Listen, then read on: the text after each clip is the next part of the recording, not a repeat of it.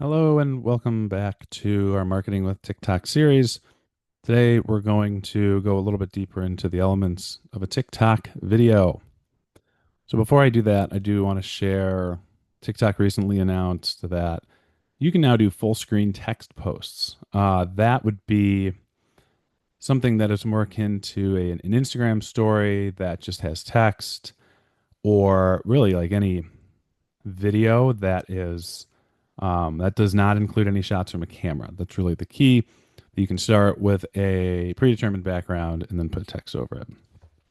So I haven't used this yet, and I've seen very few posts utilize this, but I do want to put it out there that we're not at a stage where you have to actually record video. So other TikTok video features, all sorts of things. There is there's duets and stitches. A duet is where um, you actually are on the screen at the same time as somebody else. Stitch is where you connect your video to another one.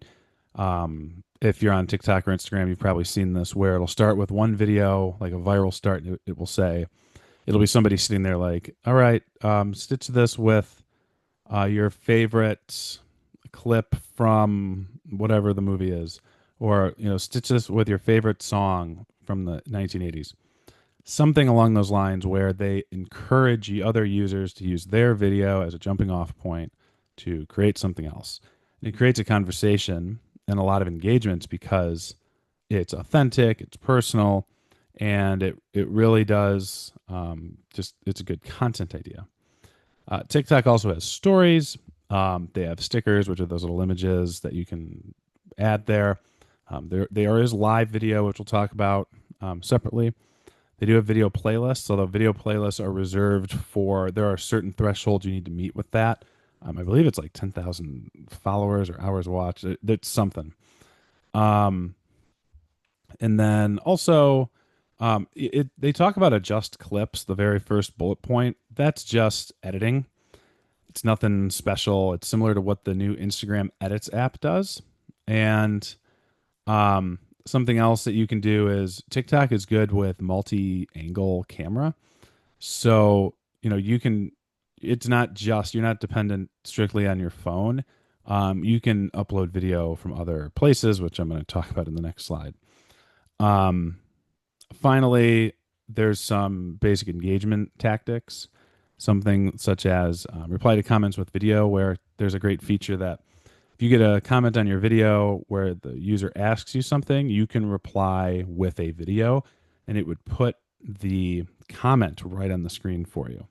You see this a lot with viral creators or people that do more storytelling, because they would rather just share a response video than type out a comment. There's a lot more here. I just went through some of the big ones that might be a little confusing. So the algorithm, we talked briefly about. There's so many different elements that go into this. I don't. Again, there's still a lot of uncertainty around the algorithm. People have tried testing it, testing different video formats and timing, and it's really, we don't have as much information on the TikTok algorithm as we do for like Instagram, because Instagram's executives are often out there dropping some Easter eggs into what are the best practices are and what the algorithm top signals are. But then on the other hand, it's not as as deeply studied as something like LinkedIn, where there are creators who their entire niche is figuring out the LinkedIn algorithm. And yes, there are probably people that do this on TikTok, and I've seen a lot of different videos from a lot of different people trying to explain it, and there does not seem to be a consensus about what it is that leads to success. I think everybody just agrees it's really good, it's really powerful, it's addictive, and there are some basic things that get indexed, right? A video, you know, if you think about, if an algorithm, it looks at text and it looks at numbers, and keywords are words that you would put in your description. There would be other words that you put that might be in a transcript, so words that you talk, say about, or that you might talk about or say. Those all helps. Those all help. All the engagements also help. Um, but again, we don't have a rhyme or reason for it, thresholds, things like that. All right. So TikTok has a creator, a couple different account types. A business account is interesting because it gives you access to some resources in the Content Hub, or the Business Hub, I should say. They have a couple of different things. One, they try to sell you on advertising, but two, you can see trending businesses, and you can also see engaging businesses, so that where they're like looking at some levels of engagement. Um, and then they're also, they you can see just what's hot at the moment. A lot of times we depend as marketers on just whatever comes across our feed. And on TikTok, most people use the FYP, the for your page, not the following or followers, um, following tab. But we kind of depend on what we see there. When in reality, TikTok has something in the business hub where you can see what people are talking about and what would be, what could help you, the brand, in terms of the types of content that's trending, that's really hot. This was all created back in 2021, and it's pretty interesting. I personally haven't seen a ton of success with it, but it is good just to keep your finger on the pulse of what's going on. So, in terms of a TikTok content strategy, um, a bunch of options here. We're going to look at a couple. The first one I want to mention is experiment with longer videos. So, you can now record a video up to 10 minutes long in the app. This is up from what was previously 5, and what was before that 3, and then before that 1. And it's kind of like YouTube, where it just keeps expanding and expanding. On Instagram, reels are a little bit shorter. I believe you can record up to 3 or 5. But as is the case with everyone else, if you upload a video, you can go a lot longer. On TikTok, you can go up to an hour. This is longer than Reels. This is much longer than YouTube Shorts. Um, this is the big one, and I wouldn't recommend a 60-minute video, but it's there. You start to see like entire short films recorded in 9:16 that can appear now. But just know you are no longer limited to 60 seconds. This isn't, um, I would say this is the least limiting app in terms of video. But also, TikTok does care about average watch time, how much of a video you watch. The YouTube algorithm, they like to look at total watch time. With YouTube, if you ever want to monetize, for example, you need to hit a certain threshold of hours of your video that are watched. So it would behoove you to maybe create longer videos. But with TikTok, a big part of each individual video's success is how much of the video is getting watched. So the default times for TikTok are 15 seconds, 60 seconds, 3 minutes, and then up from there. And you see a lot of 15-second TikToks go viral because more and more people are watching a larger percentage of it. If you think about it, if I watch 10 seconds of a 15-second TikTok, it's capturing me at 67% watch time. But on the other hand, if I watched, a minute of a 3-minute video, I'm watching 6 times as much content. But if in the eyes of TikTok, that's only a third of the video. That's not a very engaging piece of content. And when we think about creating engaging videos, even TikTok themselves say, hey, videos with actual like high click through rates, those are the ones that come off that come up fast.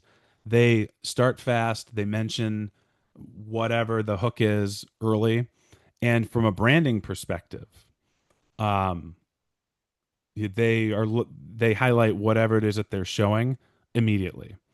It's kind of like on YouTube. If you watch it, if you have any creators that you watch, a lot of times they start with an executive summary. They say like, "Oh, today I'm going to lock myself in the basement" or something crazy. And when they say that, though, like they're delivering the hook. They want you to stick around. Um, because when you think about it, too, like the way that TikTok has said this in the past, and what you'll notice with any TikToks that you watch, the most engaging TikTok videos are shorter. Plus, they get straight to the point, they entertain, and they tell a great story. Those are um, really four major points that they are compelling. They are providing value to the person, to the viewer. They are doing something that a lot of other content, the content that's not trending, that doesn't get a lot of views, that it does not. So you always want to ask yourself, are people going to actually watch this when you publish it? All right, up next we have analytics. I use this in the kind of the content strategy part because I think it's worth mentioning again. Analytics and TikTok are not quite as intense as what YouTube provides. However, you do see a certain amount, you see more follower information, I should say. YouTube, it's more about the videos. With YouTube, it's more about performance, who's watching what, where they're coming from in terms of like external search, home. With TikTok, you see a lot of that granular follower activity. You can also see it with the content and kind of an overview, but you really get a lot of good details in terms of the actual followers and what their behaviors are like on TikTok. All right, the last slide for this part is TikTok shopping. So the in the world of TikTok, I mean, in the world of social media, a lot of people think TikTok is competing with Instagram to really be the top short form video or just video platform. It's not necessarily competing with Facebook, although it's getting closer to Facebook. Nor do people really think it competes with like a LinkedIn, which is more professional. If you were to ask TikTok, though, they're competing with Amazon because now that the TikTok shop has launched, they are looking to sell more products. And they don't just want to sell products, but they want people to talk about their products. So if you think about a company like Meta and Google, both of those companies, a lot of their revenue every year comes from ads. I think Meta Zuckerberg said it's like 98%. It's a crazy high percentage of revenue concentrated in one area. TikTok and Douyin, by extension, they are looking to make money off of the cut that they get from having a shop, running e-commerce. So anybody can open a shop on TikTok. They recommend having videos, product overviews, but think of it as taking that section of Amazon where you would look at like somebody recording a product overview or like a testimonial and taking that and making that the whole thing. Because TikTok's long goal is, again, social commerce. They want to not just sell stuff, but they want people to buy it and then talk about it and create a video about it. And you see this a lot more. This is a lot more common with Douyin. If you are ever if you're ever in China and you have the opportunity to check out the app, it's really fascinating because you see a lot more videos that look like influencer videos, influencer marketing, people talking about products that they buy, when in reality, it could just be anybody. The video, a review is becoming more and more popular, especially here in the United States. You're going to see this more and more as more and more of these social media platforms add native e-commerce to their offerings. So that's a big takeaway for TikTok, not just for today and how brands use it, but also thinking to the future. TikTok Shop is it's easy to use. It's a marketing machine. It does kind of resemble Temu in an unfortunate way, but it's been doing huge numbers. And if you're in a B2C space and you're developing a TikTok platform, a TikTok account and strategy, I'd highly recommend checking this out because a lot of opportunity there for brands.